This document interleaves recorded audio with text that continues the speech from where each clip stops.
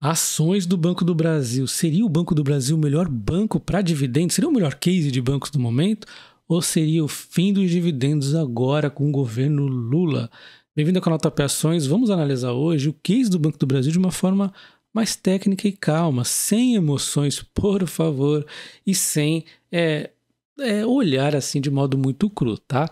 Então, já deixa o like nesse vídeo, considere também se inscrever no canal, tá? E vamos começar vendo o lucro do Banco do Brasil, que realmente, de verdinho aqui, ele foi em muitos anos melhor do que os bancos privados, tá? Aqui, outros bancões privados.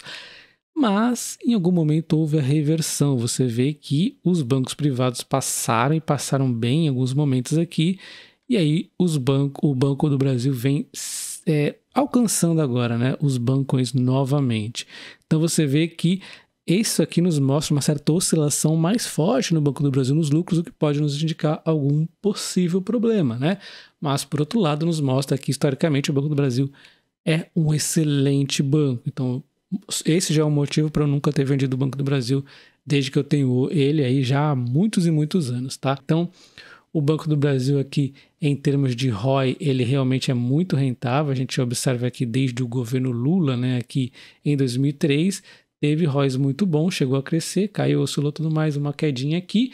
E aí no governo Dilma ele continuou uma queda muito, muito forte, porque aqui houve um papel do Banco do Brasil que não é o mais adequado. Quando saiu o governo Dilma, as coisas voltaram a melhorar e agora o banco, inclusive, está subindo pra caramba aí, se aproximando dos bancos privados mesmo aí com outros, com o cenário estável que a gente está no momento, né? O mesmo reflexão a gente vê no lucro, né? O lucro aqui do Banco do Brasil vinha caindo e quando cai o lucro, cai os dividendos, depois ele sobe e sobe de maneira linda, né? Que é a pandemia, né? Provisões, e aí ele sobe muito, né? Os dividendos também. E aí a gente entende que isso aqui sim oscila os dividendos, mas nunca deixa de pagar dividendos. Então isso é um ponto muito importante. Os dividendos nunca deixaram de ser pagos, né? Mas sim, oscilaram bastante. Outro ponto que você tem que lembrar é quando você pensa que neste período do governo Lula, 2003, aqui e tal, você tem que pensar como estava a economia. E a Argentina, por exemplo, neste período aqui, que a inflação era bem próxima até do Brasil, estava voando, né? Olha só, 553 aqui a alta da Bolsa Argentina, está no governo Lula. E a gente olha para o Chile, por exemplo, também uma alta significativa de 434. Você vai olhar a Bolsa do Brasil, você vai olhar a Bolsa do Uruguai, você vai olhar a Bolsa de todo mundo aí dos maiores países da América do Sul, você vai ver um crescimento muito forte, porque estes eram anos dourados aqui para a América Latina. Então você não pode ficar fazendo essa comparação de ano de pandemia com o ano aí do anos dourados aí da Bolsa da América Latina, na verdade, né? Então, esse é um ponto aqui que deve ser levado sim em consideração.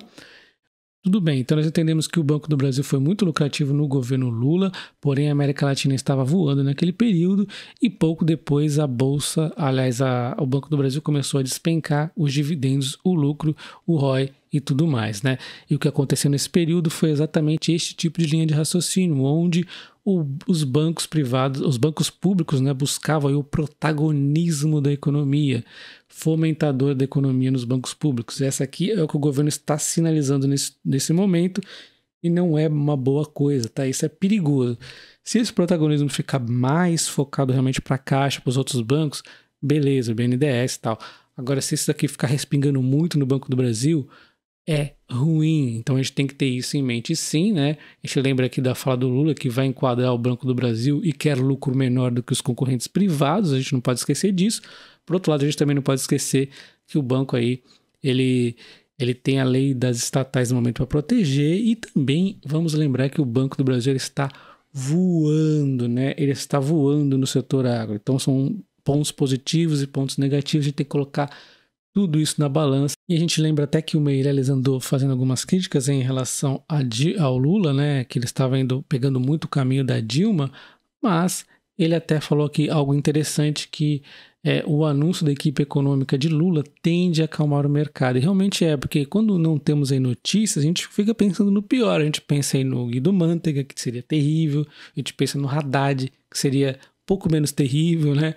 mas a gente pensa nos piores nomes, porque não tem nada aí concreto. Se vir o Meirelles seria maravilha, né? Eu já falei isso inúmeras vezes, mas pode vir outro nome também, tão bom quanto, ou pelo menos bom, né? Que não seja aí tão ruim quanto esses dois que eu acabei de citar. Então, esse aqui é o case do Banco do Brasil. E se a gente comparar aqui com o Itaú, como é que foi o Itaú naquele período, né? O Itaú, a gente vê que ele também voava naquele período lá do Lula, deu uma decaidinha e depois se manteve muito bem, né?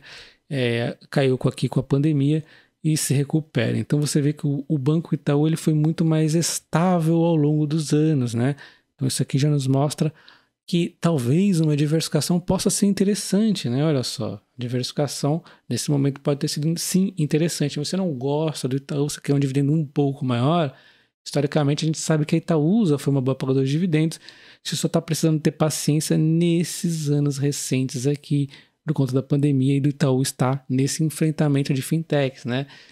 Itaúsa nada mais é do que 80% Itaú e um grupo de holding diversificado. Se você não tem nada contra esse grupo de empresas, pode ser interessante um case de diversificação com um desconto holding interessante de aproximadamente 24%, né?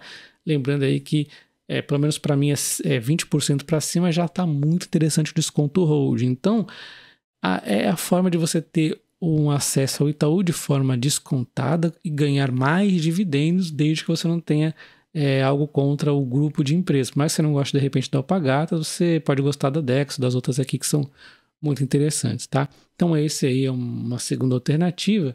Se você ainda assim não gosta, nós temos outras. Olha o Banco ABC, né? É um banco que faz empréstimos para empresas, então por natureza já é uma diversificação muito interessante em relação ao Banco do Brasil, que é mais varejão, né? Então aqui um case mais diversificado, mais estável aqui o ROI dele. Você pode ver quando começou a ter um declínio, já teve uma alta, que era a empresa inclusive focando aqui na diversificação. Eu gostei da estratégia deles, aí ele caiu por conta da pandemia, provisões exageradas, e aí eu já percebi, comprei e o banco começou a disparar. Então às vezes um pouco de percepção, entender o case dos bancos pode ser interessante.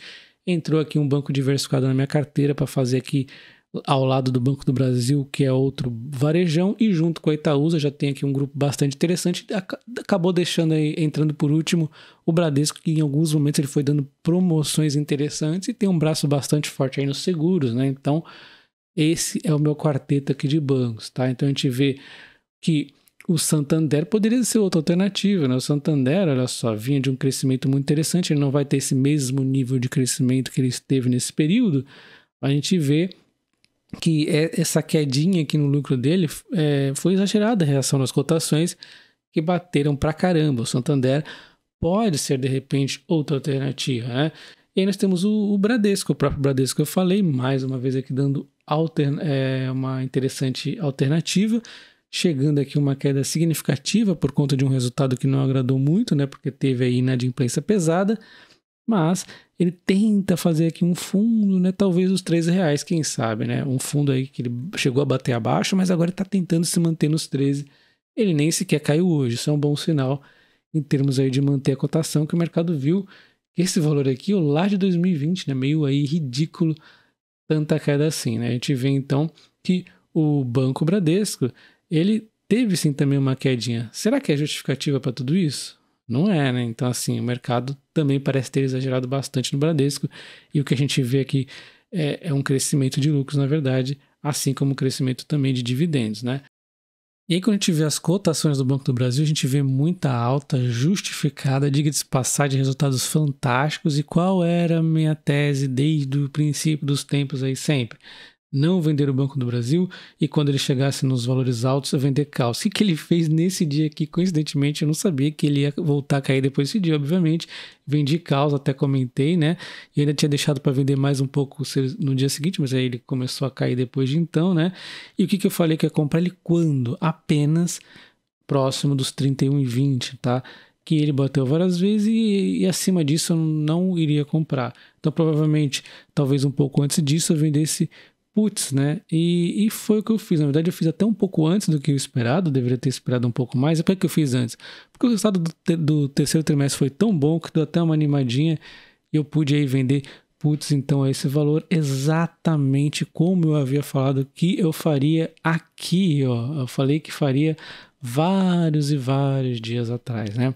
Então, tá aqui as puts, né? Conforme eu comentei já ontem, né? A put aqui do Banco do Brasil para estar comprando aquele a 31,5 e mais outra aqui a 31,5 também. Vendi duas aqui, ganhei os prêmiozinhos e tal, e até tô achando que duas no mesmo strike, eu já comentei ontem que não é tão interessante, talvez eu mude o strike, mude aí o vencimento, né, porque uma só seria bom, porque o momento agora é cautela, né. Mas o Banco do Brasil é excelente, fantástico, tem outras ações excelentes, então vou manter a cautela no Banco do Brasil e mantenho esses preços aqui. Eles são intransponíveis, chegou a 44 nunca vai passar, chegou a 31 nunca vai descer, lógico que não, mas os preços que eu combinei comigo mesmo e o combinado não sai caro, né? Então, e como você pode ver minha carteira de bancos, o Banco do Brasil e o Banco Bradesco, por mais que eu tenha comprado um pouquinho de Bradesco, foram os que mais perderam participação na minha carteira de bancos, que eles caíram bastante as cotações, né? O Banco ABC recentemente caiu um pouquinho também, mas eu comprei um pouquinho dele também, e o Itaúsa aqui resistiu bem, mas também não tenho comprado recentemente. Então, assim está minha carteira de banco, as 4 ações aqui, Banco do Brasil forte no setor agro, varejo, estatal, mas que paga bons dividendos, Banco ABC aqui, créditos empresariais, um case diversificado, né, em relação aos outros, Itaúsa aqui, uma hold, né, eu tenho o Itaú que já tem um case de enfrentamento de fintechs que eu gosto dessa tese, então um case diferente, além de toda a participação da hold, e o Bradescão aqui, que é um case de bonificações, é um case aí de baixo forte nos seguros, um case aqui um pouco diferente também, que eu gosto mais de ter ele, na verdade, quando ele dá um desconto interessante, como está tendo agora. Então, volta meio o Bradesco dá um desconto acima dos demais, e aí eu compro ele, tá? Então, são 4 ações muito interessantes aqui que a gente vai comprando conforme a exigência de preço. O Banco do Brasil está chegando no preço, então daqui a pouco voltarei a comprá-lo, né? Então, deixa o like nesse vídeo, comenta aí qual dos bancos você está comprando, se é que você está comprando algum. Um abraço, até o próximo. Valeu!